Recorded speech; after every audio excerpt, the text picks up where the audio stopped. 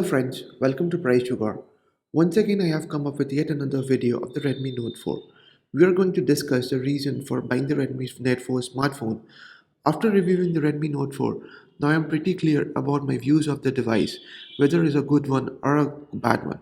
In the previous video of the Redmi Note 4, we had discussed the cons, but during the review, we found more pros than its cons. It's a great phone that everyone should buy. It is those for looking for a low budget primary phone under 12,000 Indian rupees who is looking for a backup phone. Yes, it is not as disruptive as its predecessor, but holistically speaking, it is a well rounded update which makes this a decent buy. If you're looking for the reasons why this phone everyone should buy, let's briefly talk about those reasons. The first and foremost reason to buy is its battery, which has come with a 4100 mAh capacity. Everyone knows that the battery life has always been the main USP of not only Xiaomi line of smartphones, but with every smartphone. And the good thing is that the Redmi Note 4 scores a home run in that regard. It has a 4100 mAh capacity, which means that it has twice as large battery capacity than an iPhone, and also better than the OnePlus smartphones. Its battery is also significantly better than an iPhone 7 Plus. If we compare with its predecessor, individual tests are quite similar to the other two Redmis. The talk time is as long as you would ever need.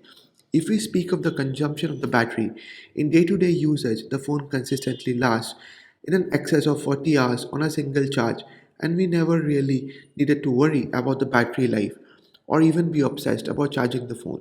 So we can easily and confidently say that it has an incredible battery life. Let's move to another great feature of the Redmi Note 4 comprises is its RAM that gives us the best performance. To be clear, I tested the model with 4GB RAM and 64GB storage.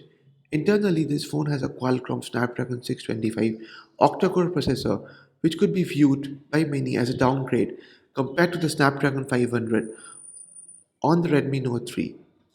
But, friends, that's not the case. No doubt that the Snapdragon 625, built on a 14 nanometer manufacturing process, and the Snapdragon 650 is built on a 28 nanometer process. Theoretically, we can say that the 650 is faster, but the Snapdragon 625 has a smaller die. But thanks to its superior manufacturing process, because it consumes less power as it's smaller, is also closer to the logic board, which reduces latency and makes the SoC more performant. So when you combine more RAM and a slightly better optimized operating system, then you have a phone which performs better. More than this, the 625 has better thermals, which means that it never gets overheated, even being stress tested. I tested this device by playing games like Dead Trigger 2 and Shadowgun, and this phone has never heated and never showed lags or frame drops. The next reason to buy this phone is its elegant design and build. While the Redmi Note 3 has a metal construction and was well built, it could never be called an elegant phone. The design was industrial in nature. But if we talk about the Redmi Note 4, it refines the rough edges around the Redmi Note 3. It is slimmer at 8.3 mm and weighs almost the same at 165 grams.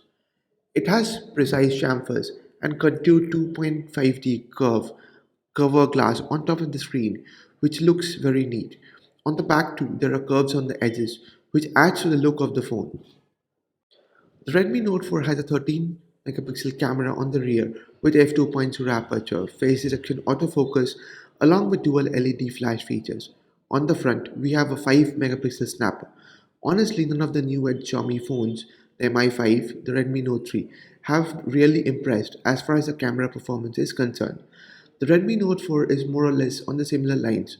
Only overall, I feel it does a better job as compared to the Redmi Note 3, especially in ideal lit conditions. The phone captures some beautiful photos with occasional softness in good light and with a good amount of detail and mostly spot on colors. Also, the Redmi Note 4 surprisingly does well in macro photography scenarios, which means close up shots come out really well, but also when the light is adequate. So think about it. This phone is being offered in two SKUs, a model with 2GB RAM and 32GB storage, and a model that I tested with 3GB RAM and 32GB storage. It also adds a micro SD card slot for a dual SIM support with 4G VoLTE in tow. All this in a package that tops out the price only 10,999 INR. and 499 AED. This is indeed a great value. So should you buy this? Should you upgrade? Ideally, I would say if you are looking for a battery, then yes, I would go for an upgrade. But about other features, there is not so much new in this phone that would force me to go for the upgrade. At the end, I can see it depends on a personal choice of required features. I guess this gives you a clear idea of whether to buy or not buy this phone. Thank you. We will come back soon with another amazing review of the upcoming smartphones. Please don't forget to like and share if you like this video. Thank you.